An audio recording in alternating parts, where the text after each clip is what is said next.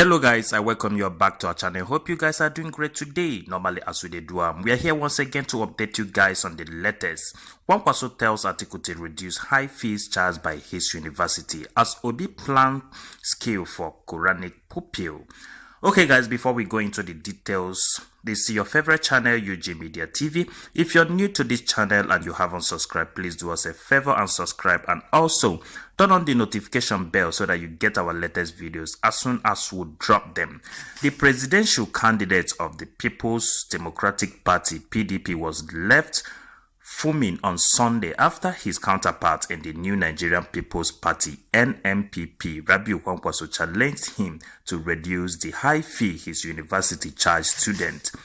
Both candidates squared up alongside the presidential candidate of Labour Party Peter Obi during the second leg of the Arise Town Hall series while discussing education and what each sees as policy focus. Kwankwaso said the cost of fees in school, including the universities, has prevented children, especially in the north, from accessing conventional education. He directed his attack on Atiku, saying, "I have to thank Waziri. He has an institution, a university, which is a very good thing. The only thing is that he should try and make the fees so much lower so that as many of our teaming supporters, Nigerians as possible, can join the university." Atiku was granted the opportunity for a rebuttal but decided against it. Rather, the former vice president said Kwankwaso's line of discussion was contrary to the rules set by the town hall organizers. Kwankwaso, however, said education has always been the key for us in pulling out poverty. "I am not surprised that we have 133 million poor people out of population of 200. If you talk to the roadside economists, they will tell you the figure is much higher." I assure you that in our manifesto, all those issues raised by ASU were very much addressed, especially the issue of ensuring that these universities are upgraded, are improved, are taken to the best international practice before we start proliferating the other universities and other tertiary institutions across the country. So we are on. Obi, in his contribution, promised to embark on a policy mix to tackle the crisis in which education sector. He frowned on poor funding in sector, which he said is far inadequate when compared with other countries in sub-Saharan Africa like South Africa.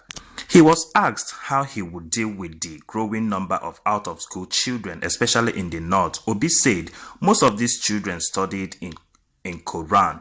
If they can learn the Quran, it means they are intelligent.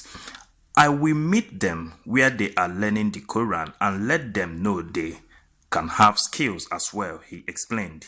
He added that what we need to do, other than increased investment in education, is also to have increased inspection across states and the local government, Mr. Obi said.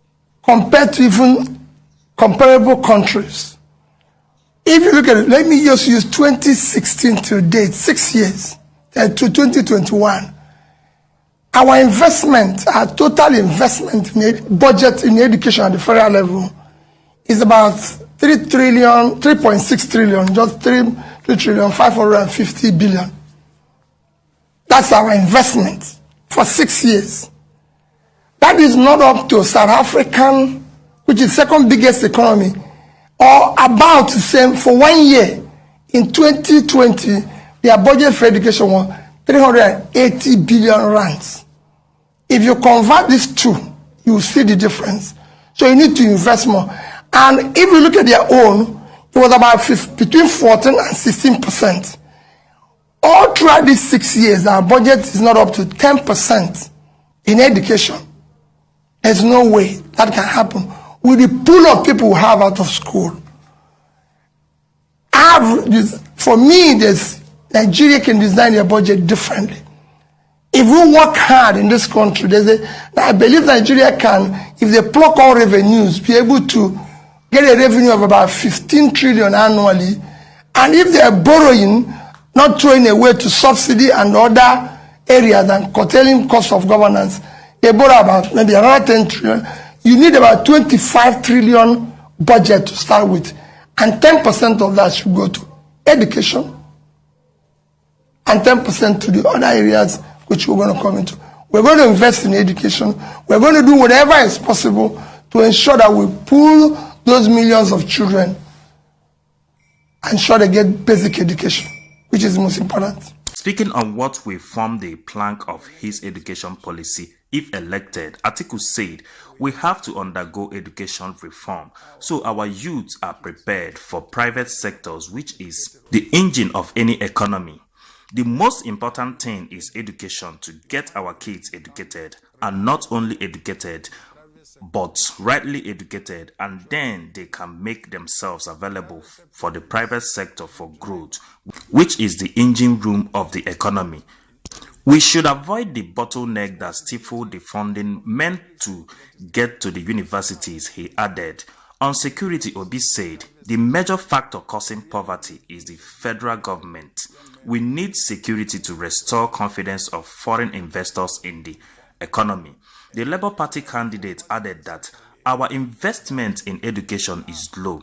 It's about 3.6 trillion in the last 6 years, which is less than 10%. In South Africa, they invested about 380 trillion rands, which is about 14 to 16% of their budget. Atiku, however, explained that education is key to a performing economy, even as he said mass education will help grow the education as they can readily be employed. We have all the statistics. We have to get our children educated. By the time you educate them, they become readily available for the private sector to recruit them. The former vice president said. He pointed out that the private sector is key to driving economy. The private sector is the third world country. Agriculture is the main employer of labor. Here again, you have to give incentives to the private sector. Speaking on the health policy, Kwankwaso frowned on medical tourism, saying our leaders must pay attention to the local health sector rather than abandoning the health sector in the country. Well, all of them did well in this town hall meeting. I must commend all of them because they spoke very, very well and they pointed out critical issues which should be tackled. And I believe if one of them should be elected, I believe they will tackle those things, not just saying it. You understand? Because another thing is saying it, another thing is doing what you said. That's why in Nigeria these days, we don't really believe in what people say. You understand? Because the previous government, the previous people that have promised so many things for us in this country, they ended up putting us, from top to bottom. You understand? So, but I must commend Arise TV for all these debates they've been organizing. You understand? Because it makes us to understand our leaders or people that are vying to lead us the more. Notwithstanding that so many of them or some of them are dodging the town hall meeting, you understand, because they don't want to goof, or probably they are afraid. They don't want to be ridiculed or something like that.